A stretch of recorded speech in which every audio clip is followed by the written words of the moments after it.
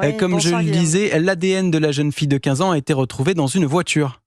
Oui, effectivement, la procureure de Strasbourg indique que le profil génétique de Lina a été prélevé dans ce véhicule, une voiture que les enquêteurs ont découvert récemment à la suite, je cite, de longues et minutieuses investigations. Le véhicule a été volé, précise-t-il, et il a été repéré près du lieu de la disparition de Lina ce jour-là, le 23 septembre 2023. Alors pourquoi et comment la jeune fille de 15 ans s'est retrouvée à bord de cette voiture? C'est ce que les enquêteurs vont maintenant tenter de déterminer. Selon les informations d'Europe 1, deux sources proches de l'enquête nous indiquent, mais c'est à prendre avec beaucoup de précaution, que l'homme au volant de cette voiture aurait été identifié, même si on n'en sait pas plus pour l'instant, repéré par des caméras de vidéosurveillance et par la géolocalisation de son véhicule.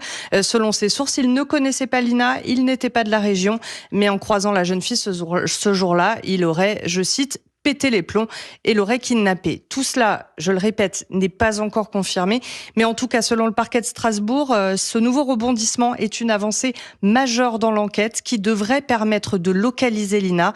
Depuis la disparition mystérieuse de l'adolescente il y a 10 mois, c'est la toute première fois qu'une piste sérieuse semble se dessiner.